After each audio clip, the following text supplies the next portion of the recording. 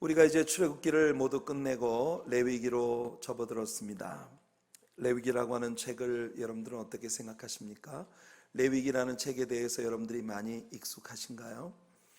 아마 많은 성도님들에게 성경에서 가장 재미없는 책을 꼽으라면 그 중에 하나가 아마 이 레위기가 아닐까 생각이 됩니다.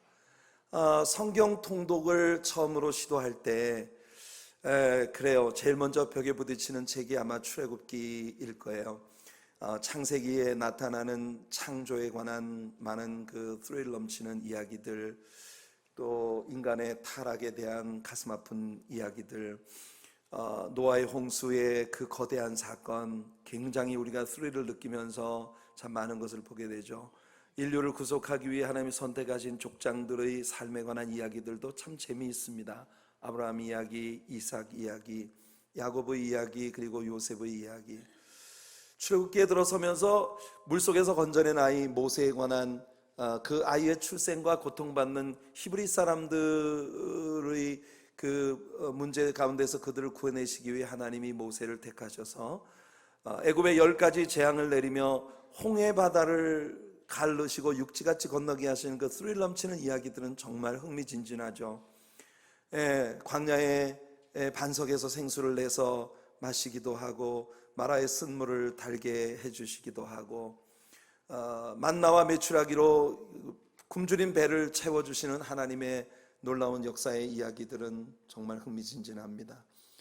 그러다가 이제 조금 골치 아파지기 시작하는 게 출애굽기 20장에 들어가면서 십계명 이야기가 나오면서 하나님의 계명들이 굉장히 우리들의 삶에 범핑을 하는 것을 느끼게 됩니다. 하나님께서 이런 것들을 싫어하신다고 하는데 내 삶에 너무나 많은 것들을 버려야 한다는 그런 어쩌면 불안감, 이런 것들이 우리 마음에 좀 있다가 처음으로 성경책을 내려놓고 싶은 도전을 받게 되는 것이 성막 이야기죠. 장이 몇 규빗, 고가 몇 규빗, 광이 몇 규빗, 뭐 이런 이야기가 나오면서 이게 뭐 알 것도 같고 모를 것도 같고 대체 이게 뭔 이야기, 우리가 이 광야에서 모세가 지었던 성막의 건축에 관한 이런 이야기를 이렇게 자세하게 우리가 배워야 해? 그래도 참고 끝까지 읽어봐야지. 드디어 하나님 명령하신 대로 모든 사역이 필하였더라. 아유, 끝났다. 이제 레위기로 들어가자. 레위기를 딱 펼치는 순간 뭐 소를 어떻게 잡고 정강이를 어떻게 뭐 씻고 내장을 뭐 똥을 긁어내고 제사에 관한 온갖 종류의 이야기들이 나오면서 이건 우리한테서 굉장히 먼, 이게 구약의 이스라엘 백성들이 올려드리던 제사의 예법을 우리가 뭐하러 배워야 되겠어? 뒤에 넘어가면서 성결과 거룩에 관한 이야기가 나오는데 먹어도 되는 음식, 먹으면 안 되는 음식, 오늘 이 시대를 살고 있는 우리들과 아무 상관도 없어 보이는 그런 이야기들에 그만 많은 사람들이 성경 통독을 포기하고 성경책을 내려놓게 만드는 게 이 레위기라고 하는 그런 책이에요. 여러분, 우리가 이 레위기라고 하는 책이 가지고 있는 깊은 의미, 하나님께서 이 책을 오늘 크리스찬으로 이 오늘의 세상을 살아가는 우리들에게 주신 이유들이 무엇인지를 우리가 자세히 배우고 깨달아 할 때에 여러분, 이 레위기라고 하는 책이 어쩌면 우리의 삶에 가장 감동적이고 가장 은혜가 되는 그런 축복의 책으로 우리들에게 다가올 수 있을 것입니다. 창세기에서 우리는 인간이 범죄했다는 것을 배웠습니다. 출애굽기를 통해 우리는 6월절 어린 양의 피로 그 죄로부터 구속함을 받는 것을 배웠습니다. 그리고 레위기에서 구속함을 받은 신자들이 하나님을 예배할 수 있게 되었고, 예배를 통해 하나님과 의미 있는 교제와 사귐을 나눌 수 있는 자리에 서게 되었다고 하는 것을 우리는 배우게 되는 것이에요. 출애굽기에서 우리는 하나님이 인간에게 다가오시기 위해 인간에게로 찾아와 주시는 하나님을 봅니다. 레위기에서 우리는 그렇게 길을 열어주신 우리 하나님께 다가서는 인간의 이 responsibility가 무엇인가 하는 것들을 우리가 배우게 되는 것이에요. 출애굽기를 통해 우리는 우리의 구세주로 오신 그리스도를 봅니다. 레위기를 통해서 우리는 그 구세주가 열어주신 그 길로 예배하며 나갈 수 있도록 친히 희생의 제물이 되어주신 예수님을 우리는 만나게 되는 것이에요. 통해서 하나님은 산으로 모세를 불러 올리셔서 말씀하셨고, 레위기에서는 이스라엘의 캠프의 중앙에 있는 성막으로 모세를 부르셔서 예배를 통하여 그에게 말씀하시는 하나님의 모습을 우리는 보는 것이에요.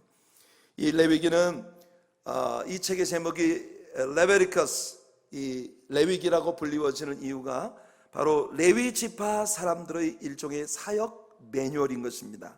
이 레위기는 두 가지 메시지를 담고 있는데, 첫째는 여러 가지 제사와 절기에 관련되어진 제사장들의 직무에 관한 이야기이고, 두 번째는 하나님 앞에 구별됨을 받은 신자들의 거룩함, 즉 성별의 법에 관한 이야기들이 두 번째 메시지인 것입니다. 다시 말해서 무엇이 거룩하고 무엇이 더러운 것인가, 하나님께 구원받고 택함받은 자녀들은 하나님 앞에 왜 어떻게 거룩한 삶을 살 수 있는가 하는 이중적인 메시지를 담고 있는 것입니다. 하나님께 나아가는 방편으로서의 제사의 방법들을 이 레위기를 통해 하나님 우리에게 제시해 주시는 것이에요. 오늘 본문 1절을 보면 하나님께서 모세를 부르시되 더 이상 시내 산으로 올라오라고 부르시는 것이 아니라 이스라엘 캠프의 중앙에 자리 잡고 있는 완공되어진 성막으로 모세를 부르셔서 거기에서 모세에게 말씀하시는 것을 보는 것이에요.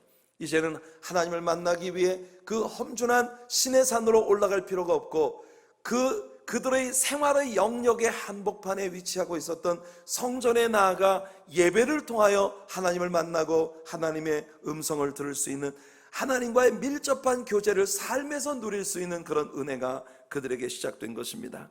죄를 속하기 위해서는 어떤 방법의 제사를 어떻게 드려야 하는지, 하나님 앞에 헌신하기 위해서는 어떤 방법의 제사를 어떻게 드려야 하는지, 성결하게 되기 위해서는 어떻게 제사해야 하고 회개하기 위해서 어떻게 제사해야 하는지, 하나님과 화목하기 위해서 어떤 제사를 올려드려야 하는지, 이 레위기를 통해서 하나님은 말씀해 주시는 것입니다. 여러분 기억하세요. 레위기에서 두 번째로 많이 쓰여진 단어가 속죄, atonement, 구속 혹은 속죄라고 번역되고 있는 이 단어입니다.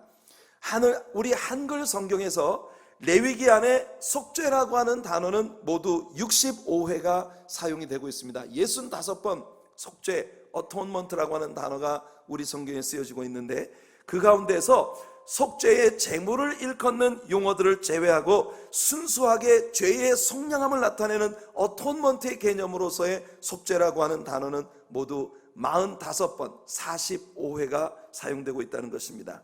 그런데 여러분, 구약에서 사용된 속죄라는 단어와 신약에서 쓰여진 예수 그리스도의 속죄의 사역 이후에 성경에 선포되고 있는 속죄라고 하는 단어가 개념 자체가 완전히 다르다는 것을 우리는 이미 출애굽기를 공부하면서 배운 바 있습니다.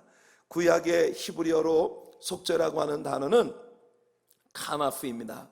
히브리 말로 카나프라고 하는 말은 cover up, 덮어준다는 그런 의미를 가지고 있죠. 구약의 이스라엘 백성들이 여러 가지 희생의 동물의 피를 가지고 하나님 앞에 제사하는 그 제사는 그들의 죄를 완전히 없이 해주지 못하고 그들의 죄를 일단 덮어두는 거예요. 하나님께서 그들의 죄를 간과하신다. 다시 말해서 그 죄가 없는 것처럼 하나님이 그냥 그 죄를 무시해 주신다는 거예요. 언제까지? 진짜 희생의 제물이신 예수님이 오셔서 십자가에 피 흘려 죽으심으로써 구속의 제사를 드려주실 때까지 구약 성경의 모든 신자들의 제사는 그들의 죄를 일단 덮어둔다는 개념의 카파르, 커버업, 덮어준다는 그런 구속의 은총을 받은 것이에요. 그러나 신약 성경에서 예수님이 약속대로 오셔서 십자가 위에서 완전한 화목제의 제물로 당신 자신을 하나님께 바쳐서 희생의 제물로 죽으시고 난 후에 신약 성경에 선포되고 있는 구속이라고 하는 단어는 헬라어로 루테르시스라고 하는 단어입니다. 이 루테르시스라고 하는 단어는 cancellation, 완전히 모든 게 취소된다는 거예요. 완전 무효화된다는 것입니다. nullifying, 완전히 처음부터 그 자리에 있지도 않았던 것처럼 제로화 되어지는 그런 그야말로 디폴트, 완전히 아무것도 없었던 처음 상태로 초기화시켜버리는 그런 역사가 예수 그리스도의 십자가의 구속의 은총 가운데 있다는 것이죠. 우리는 바로 예수님의 보혈의 피로 이와 같은 은총을 입은 하나님의 자녀들이 된 것입니다. 동이 서에서 먼 것 같이 우리의 죄과를 다시는 우리에게 돌아올 수 없는 먼 곳으로 옮겨버리신 우리 주님의 구속의 은혜를 우리는 입은 것이죠. 그래서 여러분, 레위기라고 하는 책의 키버스가 뭐냐? 레위기라고 하는 책의 핵심 구절이 뭐냐고 저에게 묻는다면 레위기 17장 11절 말씀이 바로 레위기의 핵심 구절이라고 말할 수 있을 것입니다. 육체의 생명은 피에 있음이라 내가 이 피를 너희에게 주어 제단에 뿌려 너희의 생명을 위하여 속죄하게 하였나니 생명이 피에 있으므로 피가 죄를 속하느니라. 그래서 피 흘림이 없으면 사함도 없는 것이고 그 피를 흘리시기 위하여 예수님이 오셔서 십자가 위에 죽으신 것이에요. 그래서 히브리서 9장 22절은 선포합니다. 율법을 따라 거의 모든 물건이 피로써 정결하게 되나니 피 흘림이 없은즉 사함이 없느니라. 여러분, 레위기의 이중적 메시지는 바로 첫 번째가 제사에 관한 메시지입니다. 그리고 두 번째는 뭐냐면 성결에 관한 메시지예요. 레위기는 우리가 거룩하게 됨으로써 비로소 우리 하나님과 동행할 수 있다는 것을 가르쳐주는 책입니다. 아까 어톤먼트, 즉 속죄 혹은 구속이라는 단어가 레위기에서 65회 사용되었다고 말했는데요. 그러면 첫 번째로, 이 두 번째로 많이 쓰여진 단어가 속죄였다면 첫 번째로 많이 쓰여진 단어는 무슨 단어일까요? 바로 holiness, 거룩이라고 하는 단어입니다. 이 단어는 레위기에서 모두 87회 사용이 되어집니다. 레위기 20장 26절을 보면 너희는 나에게 거룩할지어다. 이는 나 여호와가 거룩하고 내가 또 너희를 나의 소유로 삼으려고 너희를 만민 중에서 구별하였음이니라. 바로 이 레위기 20장 26절 이 구절이 거룩이라는 단어의 궁극적인 의미가 무엇인가 하는 것을 우리에게 보여주는 거예요. 거룩이라는 단어가 가진 궁극적인 의미는 하나님께서 우리를 하나님의 소유로 삼으시기 위하여 세상 많은 민족들 가운데서 구별해 내셨다는 것입니다. 그 구별함, 그것이 바로 거룩이라는 단어의 본질적인 의미라는 것이죠. 그래서 여러분, 이 거룩이라고 하는 단어의 진정한 개념이 무엇인지를 레위기는 우리들에게 보여줍니다. 하나님은 이스라엘 백성들에게 음식에 대하여, 사회적인 삶과 규범에 대하여, 그리고 매일매일 벌어지는 일상의 소소한 삶의 문제들까지도 엄격하게 규정하셔서 하나님의 구별됨을 받은 하나님의 자녀다운 삶이 어떤 것인가 하는 것을 이스라엘 백성들에게 선포해 주셨다는 것입니다. 이 말씀은 오늘날 우리들 모든 하나님 백성들에게도 아주 신중하게 받아들여지고 또 다루어져야 합니다. 그래서 우리는 레위기를 아주 자세히 공부를 해야 하는 것이에요. 하나님은 오늘날 예수 그리스도의 피 흘리심으로 말미암아 우리를 구속하셔서 하나님의 자녀가 되도록 우리를 구별해 내신 것입니다. 그리스도의 피로 구속함을 받은 우리들이기 때문에 우리의 삶에서 하나님과의 사귐의 즐거움이, 또 하나님께 예배하는 삶의 은혜가 우리들 안에 늘 가득해야 한다는 것이에요. 앞으로 레위기를 공부하면서 우리는 신약 성경의 히브리서와 자주 대조를 하게 될 것입니다. 왜냐하면 레위기가 정하고 있는 모든 제사의 규례들과 제사에 원하시는 하나님의 목표를 신약 성경에 오신 우리의 완전한 대제사장이신 예수 그리스도가 완성시켜 주셨다는 것을 히브리서가 우리들에게 아주 잘 보여주고 있기 때문이에요. 그래서 레위기는 히브리서와 짝을 이루어 함께 공부하고 해석을 해야 하는 것입니다. 자, 여러분, 이 레위기의 처음 5장을 오는 수요일 저녁 성경 여행을 통해 우리가 나눌 것입니다. 이 레위기의 처음 5장을 통해 하나님은 5가지 제사들을 보여줍니다. 1장에서는 번제, 2장에서는 소제, 3장에서는 화목제, 4장에서는 속죄제, 5장에서는 속건제, 그리고 화목제에 여러 가지 방편이 되어지는 요제, 거제, 소제, 전제, 이와 같은 다양한 종류의 제사들을 1장으로부터 5장까지 하나님이 말씀하고 계시는데요, 오늘 우리가 읽은 우리들의 본문은 그 가운데 번제라고 하는 제사를 보여주는 말씀입니다. 여러분, 우리가 이 번제라고 하는 제사는 하나님 앞에 죄 용서함을 받았다고 하는 사실을 바탕으로 해서 우리의 삶을 하나님께 온전히 헌신하여 아버지의 영광을 위해 우리가 살아가겠습니다 하고 하나님께 우리 자신을 올려드리는 헌신, 데디케이션, 이 데디케이션의 의미가 있는 그런 제사인 것이에요. 그래서 오늘 크리스찬으로 세상을 살아간 우리들에게 불꽃 위에 그 제물을 완전히 불살라서 바치는 그런 이 번제라고 하는 제사처럼 우리들의 삶을 불꽃처럼 성령의 불꽃 위에 불살라 하나님께 드리는 그런 제사가 우리에게 필요한 것이에요. 오늘 우리 월십 리더들이 성령이 불타는 교회라고 하는 찬양을 불렀습니다. 그 강렬한 비트와 다소 빠른 템포, 그 빠른 템포의 노래들 속에 굉장히 익사이팅한 그런 그 가사들, 아마 여러분들이 도저히 쫓아가기도 힘든 이런 찬양을 예배 시간에 불러야 되나 하는 불만이 여러분들의 마음속에 조금은 일어났을지도 모르겠어요. 그러나 그 찬양의 가사가 가지고 있는 성령이 불타는 교회, Church on Fire, 그 찬양의 가사를 한번 생각해 보세요. 그 가사는 오늘 이 시대를 살고 있는 우리 신자들을 향한 우리 하나님의 간절한 소원을 담고 있는 것입니다.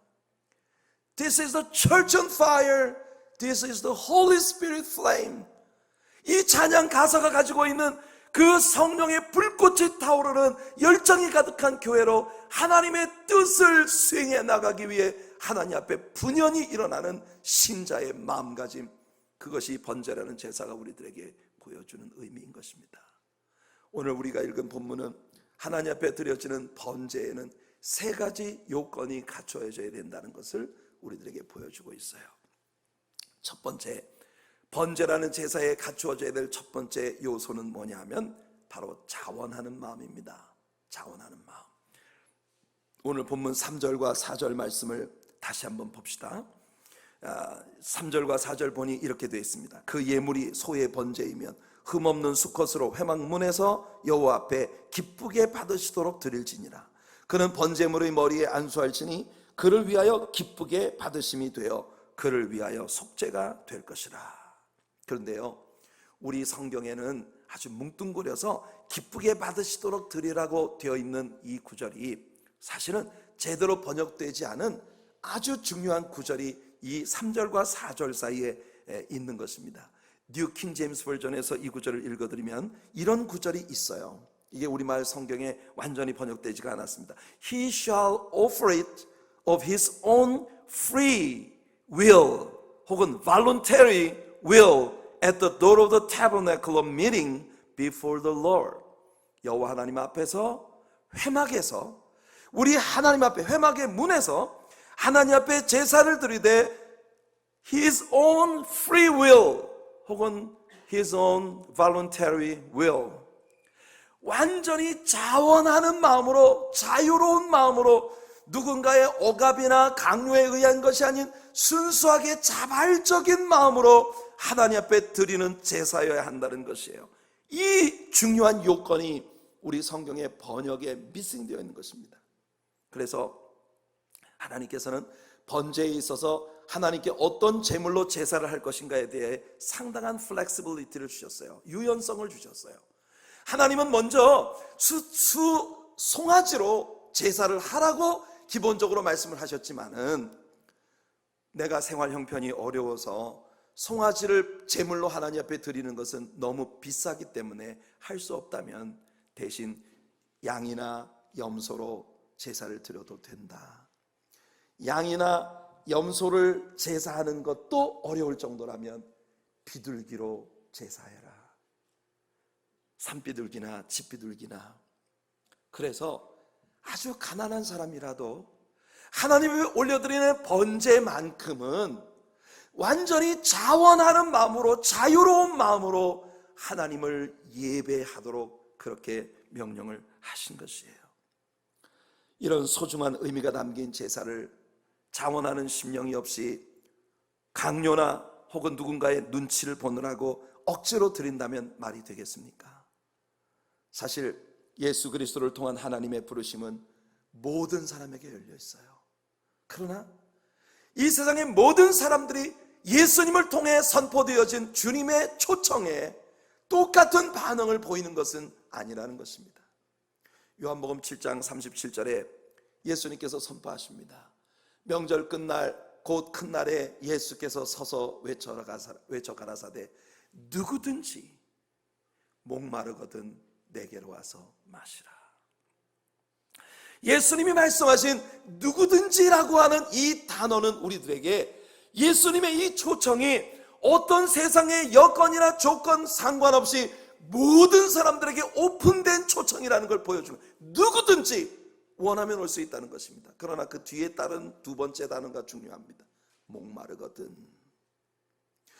누구에게나 주님께로 오는 길은 열려있지만 모두가 주님께 오는 것은 아닌 것이, 모두가 그 강렬한 영적 목마름을 느끼고 있지 않기 때문이라는 것이에요. 목마른 사람들, 성도 여러분, 오늘 여러분들은 주님 앞에 이 영적 목마름을 구하시기를 소원합니다. 여러분들의 마음속에는 주님을 더 알고 싶은 목마름, 주님을 더 예배하고 싶은 목마름, 주님께 더 많이 기도하고 싶은 목마름, 하나님과 정말 의미 있는 그런 사귐을 가지고자 하는 그런 목마름, 주님을 더 알고 싶어하고 우리 주님이 기뻐하시는 일에 내 자신을 더 많이 드리고 싶은 그런 간절한 목마름이 여러분들 안에 늘 솟구쳐 오르는 은혜가 있기를 바랍니다. 내 삶에 다가오는 많은 종류의 불편함과 내 삶의 싸움들이 내게 가져다주는 그 치열함과 삶의 아픔과 눈물과 상처와 아픔과 절망과 시험과 시련들에도 불구하고 그 모든 것들을 개의치 않을 만큼 내 마음속에 간절한 목마름이 있다면 그 어느 것도 주님을 향하는 우리의 마음을 막을 수 없을 것입니다. 번제라는 제사가 지니고 있는 가장 중요한 요건이 바로 여기에 있는 것이에요. 그래서 여러분, 이사야 선지자는 이렇게 선포합니다. 오호라 너희 모든 목마른 자들아 물러 나오라. 돈 없는 자도 오라. 너희는 와서 사 먹되 돈 없이 값없이 와서 포도주와 젖을 사라. 너희가 어찌하여 양식이 아닌 것을 위하여 은을 달아주며 배부르게 하지 못할 것을 위하여 수고하느냐. 내게 듣고 들을지어다. 그리하면 너희가 좋은 것을 먹을 것이며 너희 자신들이 기름진 것으로 즐거움을 얻을 것이니라. 오직 예수 그리스도께서 아버지의 뜻에 순복하사 십자가 위에서 자신의 몸을 온전히 드렸듯이 우리가 하나님의 부르심에 순종하여 하나님께로 나와 우리 자신을 하나님이 기뻐하시는 거룩한 산제사로 올려드릴 때 우리는 하나님께 기꺼이 받아들여지게 될 것입니다. 우리가 하나님 앞에 받아들여질 때 그것은요, 나의 소중한 것들을 주님 앞에 상실하는 것이 아니에요. 하나님은 도리어 우리의 이 헌신과 번제의 제사를 통하여 우리에게 말씀하십니다. 도리어 좋은 것을 먹을 것이며 기름진 것으로 즐거움을 얻게 되리라.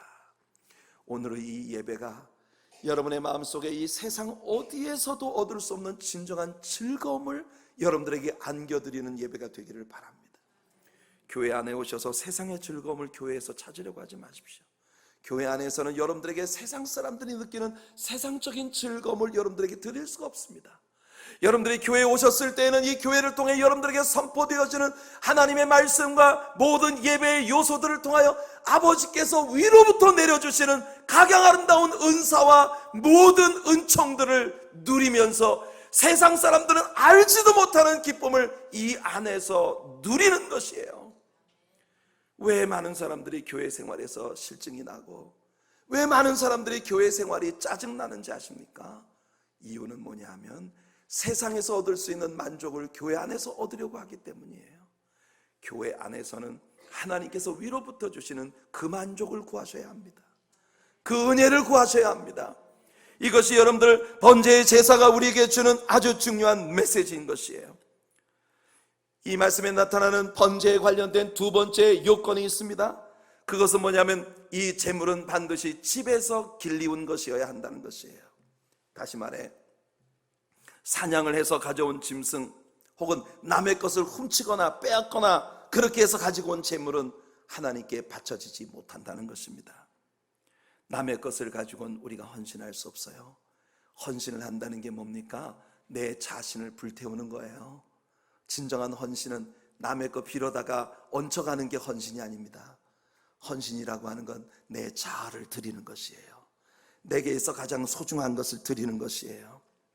남의 것을 가지고 번제를 드린다든지 혹은 들판에 돌아다니는 거 잡아다가 드린다든지, 그렇게 번제를 드리는 사람의 마음속에는 절대 지금 하나님께 올려드리고 있는 그것이 아깝지도 않을 것이며 소중하지도 않을 것이에요. 마음이 담겨있지 않은 제사를 드리는 것입니다.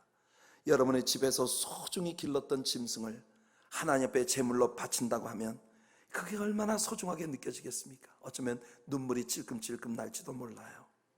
그렇게 여러분들이 정말 눈물이 핑 돌 정도로 여러분에게 있어서 소중하고 귀한 것을 하나님은 받으시기를 원하신다는 것입니다. 말라기 신자들은 그랬어요. 자기 집에 있는 좋은 것들은 너무 아까우니까 집에 있는 여러 짐승들 가운데서 눈 멀고, 그리고 또 온전치 못한 것, 흠 있고 점 있는 것들, 이런 것들을 골라서 선심 쓰듯이 하나님의 제단에 갖다 바쳤습니다. 심지어 어떤 사람은 성전에 올라오는 길에 남의 것을 훔쳐서 제사를 드리는 사람들도 있을 정도였다고 하니까 그 시대의 교회가 얼마나 타락해 있었는가 하는 것을 우리에게 보여주는 겁니다. 레위기에 나오는 모든 제물들은 사실은요, 다 예수 그리스도를 영적으로 예표하는 그림들입니다. 생각해 보십시오. 최초로 하나님께 올려졌던 모든 제물은 다름 아닌 예수 그리스도이십니다. 하나님께서 예수 그리스도를 얼마나 소중한 예수님을 우리를 위해 포기하셨는지 생각해 보십시오. 여러분들 오늘 예수 믿고 구원받은 하나님의 자녀가 되었다는 이 사실 속에는 하나님께서 당신에게 최고의 것을 아낌없이 우리들에게 주셨기 때문에 시작되어진 것입니다. 그러니 우리가 하나님 앞에 헌신을 의미하는 번제의 제사를 바친다고 하면 당연히 남의 것에 얹혀가는 사람이 되어서는 안 됩니다. 교회 생활, 신앙생활이라는 게 다 남의 덕을 보는 것이 되어서는 안 돼요. 내 삶의 가장 소중한 것들을 아낌없이 하나님 앞에 드리는 희생이 따르지 않으면 우리가 하나님의 아름다운 뜻을 이룰 수가 없는 것이에요. 예수님도 십자가 위에서 처절한 고통을 받으셨습니다. 그러나 예수님은 그 고통을 개의치 않으셨어요. 상관없다 하셨습니다. 상관없어.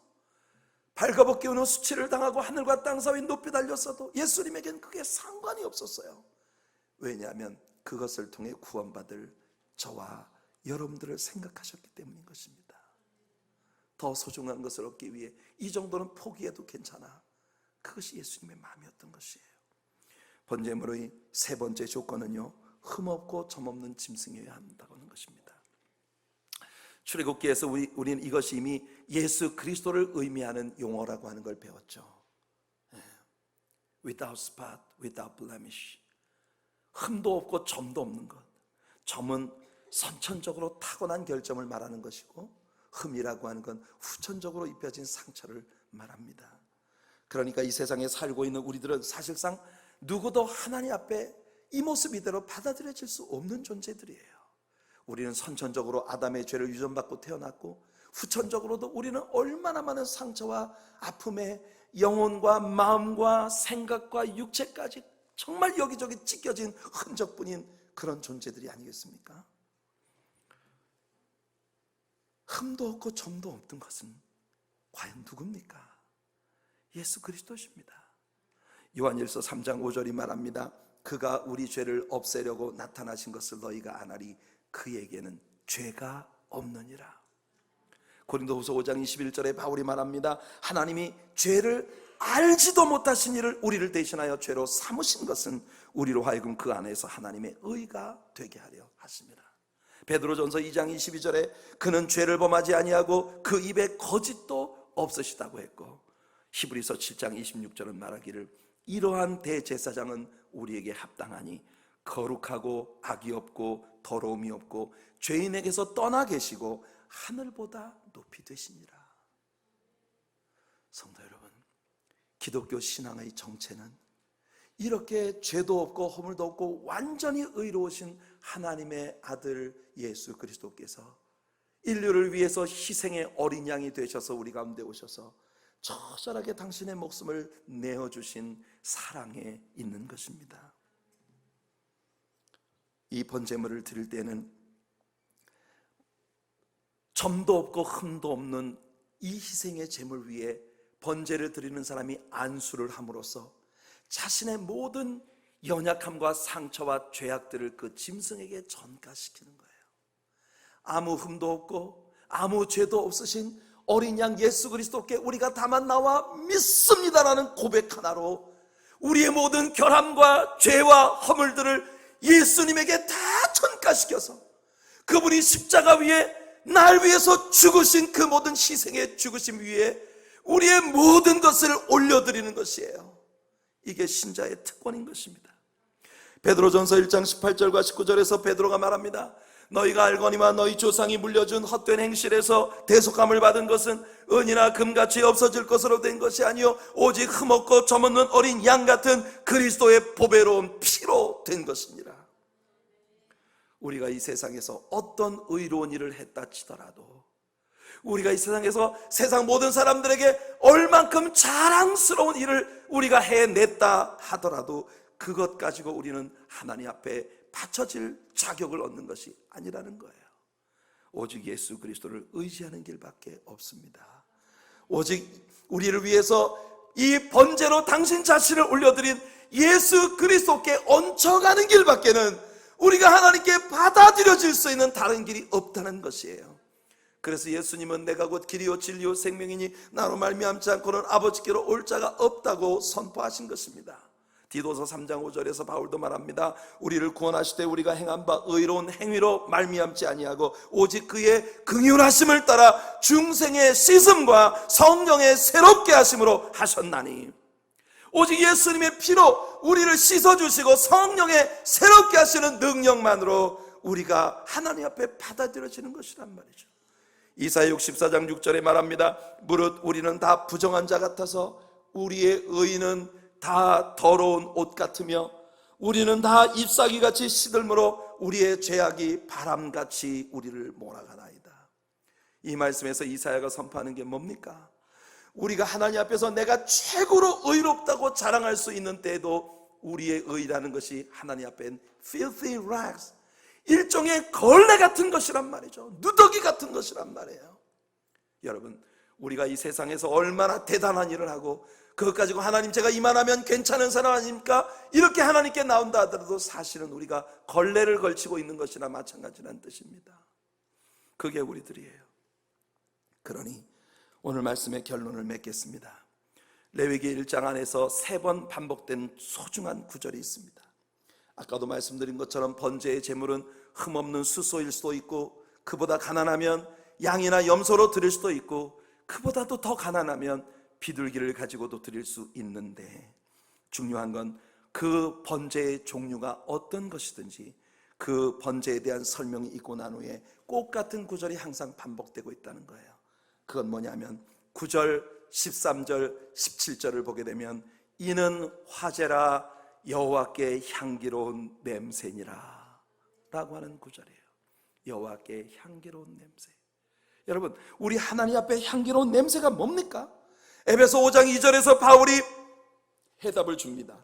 그리스도께서 너희를 사랑하신 것 같이 너희도 사랑 가운데서 행하라. 그는 우리를 위하여 자신을 버리사 향기로운 제물과 희생 제물로 하나님께 드리셨느니라.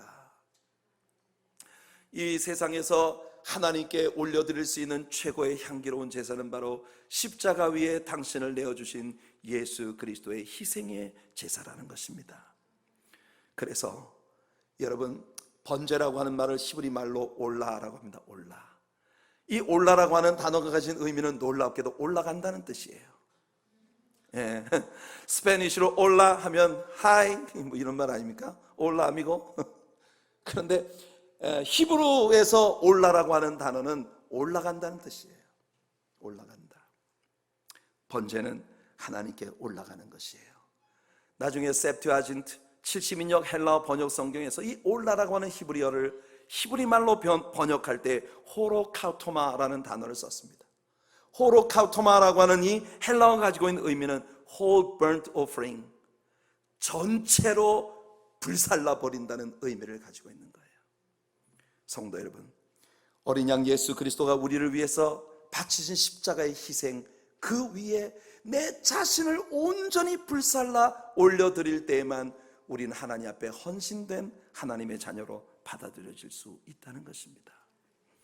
우리 성도님들 가운데 어떤 분들이 종종 왜 우리들의 2부 예배에는 컨템포러리 음악을 주로 월십으로 사용하느냐 하는 것에 대한 의문을 제기하시는 분들이 계십니다. 1부 예배는 우리가 되도록 전통적인 그런 모든 형식들을 고수하는 예배로 올려드리고 있어요. 2부 예배 때에는 우리가 좀 컨템포러리 음악을 주로 사용하는 그런 좀 다소 현대적인 그런 예배, 미래지향적인 그런 예배를 우리가 드리고 있습니다. 성도 여러분들에게 제가 한번 여쭤볼게요. 여러분, 우리 교회가 오늘이 피크인 교회가 됐으면 좋겠습니까? 지금보다 10년 후가 훨씬 더 멋진 교회가 되었으면 좋겠습니까? 우리는요, 미래지향적인 교회가 되어져야 합니다. 교회에서 여러분들이 이 세상적인 만족을 교회로부터 얻으려는 그런 교회가 아니라 이 교회가 하나님께서 앞으로 수많은 젊은 세대들을 이 교회 안에 바글바글하게 만들어주시는 그런 교회로 우리는 자꾸만 나가야 합니다. 왜 사람들이 교회를 자꾸 놓칠까? 왜 교회를 떠나갈까? 여러분, 우리들의 고집이 많은 때 하나님께서 이루실 새로운 역사들을 방해할 수도 있다는 것을 우리가 인정했으면 좋겠어요. 제가 오늘 여기서 얘기하고 싶은 건 예배의 형식이 어떤 것이냐 하는 게 중요한 게 아니라는 겁니다. 오늘 아침 제가 페이스북에 보니까 제 아들 녀석이 자기 페이스북에 공유한 글이 하나 있는데 이 글을 오늘 이 예배의 말씀과 함께 여러분들에게 좀 읽어드리고 싶은 생각이 있었어요. 내용이 좀 다소 길기 때문에 다 읽어드릴 수는 없고 이 내용의 중요한 부분을 여러분들에게 좀 말씀을 드릴게요. 이 글의 제목은 The Heresy of Worshiptainment. 제목이 Heresy of Worshiptainment라고 하는 제목이에요. Worshiptainment라고 하는 단어를 들어보셨습니까? 이 단어는 신조어예요. 원월드예요. Worshiptainment. Worship이라고 하는 말과 Entertainment라고 하는 두 개의 단어가 합해서 되어진 말입니다. Worshiptainment. 오늘 이 글은요, A.W. 토저라고 하는 정말 너무나 크리스찬들에게 사랑받는 저술가가 그의 60년대, 50년대와 60년대의 교회를 바라보면서 마음에 느끼고 있었던 것들을 담고 있는 글입니다. 이 토설이라고 하는 사람은 애통하는 마음을 마음 안에 가지고 있어요. 그게 뭐냐면 오늘날 교회 예배에 참석하는 많은 사람들이 교회를 통해서 자신들이 엔터테인 되기 위해서 교회로 나오는 성향이 있다는 것입니다. 오늘날에 와서는 더욱더 현대 크리스천들에겐 교회가 하나님 앞에 월십을 드리는 것 같으면서도 사실은 성도들을 엔터테인하는 쪽으로 운영되고 있고 그것이 너무 당연한 것으로 받아들여져서 오늘날 현대 크리스천들이 진정으로 추구하는 것이 무엇인가 하는 것에 대해 대단히 염려스러운 의심을 갖게 된다는 거예요. 데이비드 플래시라고 하는 사람이 여기 이야기한 것이 나옵니다. What if we take away the cool music and the cushion chairs? What if the screens are gone and the stage is no longer decorated? What if the air conditioning is off and the comforts are removed? Would His word still be enough for His people to come together? 이 질문이 던지고 있는 도전은 뭐냐 하면 만일 오늘날의 교회에서 오늘날의 교회로부터 말이죠 정말 멋진 음악을 다 제거해 버린다면 그리고 정말 푹신푹신한 안락한 의자를 다 빼버린다면 그리고 잘 데코레이트 되어진 이 강단이 없다면 그리고 찬양의 가사들을 띄워주는 친절하게도 설교의 본문들을 띄워주는 이 스크린이 다 사라져버린다면 여전히 처음 교회 신도들처럼 아직도 오직 하나님의 말씀을 배우는 일이 너무나 행복해서 너무나 좋아서 성도들은 여전히 교회를 찾게 될까? 이 질문을 여러분들은 어떻게 생각하십니까? Would it be enough? 오늘 여러분 자신에게 한번 물어보십시오. 교회 예배를 드리러 나오는 우리들의 예배 속에서 하나님의 생명의 말씀을 배우고 듣고 깨닫는 이것이 내가 하나님을 예배하는데 충분한 이것이면 충분한 조건이 될 수 있는 것인지. 여러분, 오늘날의 교회는 성도들을 엔터테인하는 방향으로 흘러가고 있는데, 이것을 이 글에서 토저는 말하기를 헤러시라고 말합니다. 헤러시가 무슨 말입니까? 이단이란 말이에요. 월십테인먼트를 가지고 있는 교회는 이단이라는 뜻입니다. 얼마나 무서운 말입니까? 이것은 예배의 형태를 말하는 게 아니고 어떤 음악을 사용하느냐 하는 문제를 두고 말하는 게 아닙니다. 저는요, 우리 하나님의 사랑교회 예배가 정말 자랑스럽습니다. 왜 그러냐 하면 우리 교회 월십 미니스트리를 움직이고 있는 두나미스 프레이즈 밴드의 세션들은 이 세상 어디에 내놓아도 꿀릴 것이 없는 음악가들입니다. 그런 분들이 월십을 인도할 때 여러분들을 엔터테인하거나 혹은 자신들의 음악적인 능력이 얼마나 대단한지를 뽐내기 위한 음악을 연주하는 사람들이 아니라 찬양의 곡 하나하나 속에 담긴 깊은 가사들을 여러분들의 마음속에 심어주고, 여러분들이 그 찬양에 함께 참여할 수 있도록 여러분들에게 마음을 열고 여러분들을 섬겨주는 그런 종들이라는 것이 참으로 귀한 것이에요. 우리 교회 예배는 우리 교회 예배 안에서 누구도 높이지 않습니다. 오직 예수 그리스도의 희생의 제사만이 향기로운 제사이기 때문에 예수님 위에 우리 자아를 올려드려 하나님 한 분만이 높임 받으시고 하나님 한 분에게만 모든 영광이 올려지는 것. 그래서 이 글에서 우리에게 주는 도전이 뭐냐 하면은, 첫 번째, Who or what is the spotlight really on? 이 예배 가운데에서 누구에게 스팟라이트이 돌아가고 있는가? 오직 하나님께만 돌아가야 된다는 것입니다. 두 번째 도전이 뭐냐면 What message are we communicating? 우리가 설교를 통해서 듣는 그 메시지는 우리가 무엇을 받는 것이고, 예배가 사람들에게 주는 메시지는 과연 무엇인가? 얼마나 많은 교회가 성도들에게 Come and have a good time, 이런 모토로 사람들을 부르고 있는가? Come and be entertained, 혹은 Come and find your best life now. 얼마나 많은 교회들이 성도들을 교회에 끌어들이기 위하여 내걸고 있는 슬로건이 여러분 교회에 오십시오, 당신들은 정말 웰빙의 삶을 살게 될 것입니다 인가요? 우리들의 메시지는 예수 그리스도의 피 흘리심, 그 안에서 유일한 생의 가치를 지니는 우리들의 모습입니다. 그리고 마지막으로 세 번째 질문이 How are lives changed? 우리가 진정으로 하나님을 예배하는 사람이라면 우리들의 예배 속에서 진실한 삶의 변화가 따라야 한다는 것이에요. 이런 제사, 이런 예배를 끝없이 추구하고 그 예배 속에 우리 자신을 올려드릴 수 있는 우리 하나님의 사랑교회의 모든 성도님들이 되시기를 예수님 이름으로 축복해드립니다. 우리 주보의 11페이지에 나와 있는 찬양을 한 곡 함께 드리겠습니다. 내게 있는 향유옥합 주께 가져와 그 발 위에 입 맞추고 깨뜨립니다. 이 찬양 우리가 함께 하고 우리 기도 드리도록 하겠습니다. 하나님 앞에 우리 삶의 가장 소중하고 아름다운 최고의 것을 우리 주님 앞에 진정으로 올려드리고자 하는 헌신의 마음, 번제의 마음을 가지고 우리 하나님 앞에 함께 찬양하기 원합니다. 내게 있는 향유옥합 주께 가져와 그 발 위에 입 맞추고 깨뜨립니다.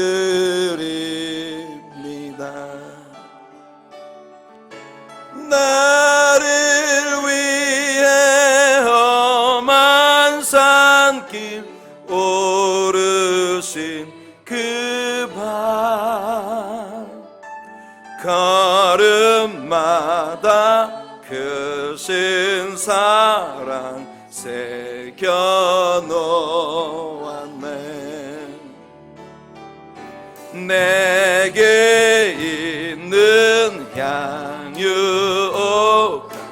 주께 가져와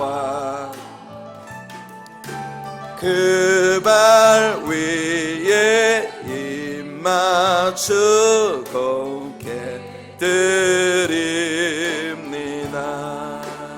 할렐루야. 나를 위해 십자가에 올리신 그 발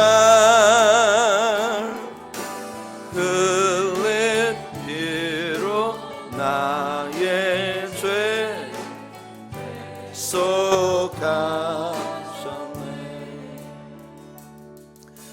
내게 있는 향유가 주께 가져와 그 발 위에 입 맞추고 깨뜨립니다. 주님 다시 이 땅 위에 임하실 그때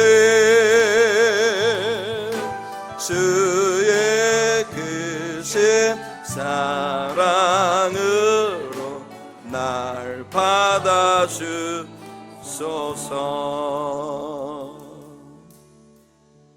거룩하신 하나님, 우리가 찬양한 것처럼 내게 있는 향유 옥합, 나의 삶의 최고의 것을 주님의 발 아래 깨뜨리기를 원합니다.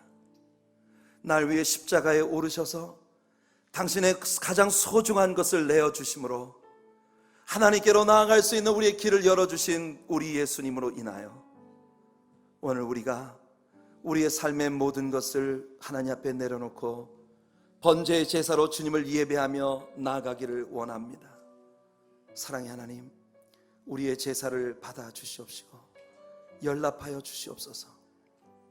오늘 우리들의 마음이 예배를 통해 무엇을 추구해야 하고 예배를 통해 무엇을 얻어야 하는지 하나님, 우리 마음속에 꼭꼭 새길 수 있게 하시고 진정으로 하나님의 기쁨이 되는 하나님의 사랑교회, 진정으로 하나님의 기쁨이 되는 우리 모든 성도들이 되도록 축복하여 주시옵소서. 이 시간 정성을 다하여 주님 앞에 11조와 헌물들로 예배합니다.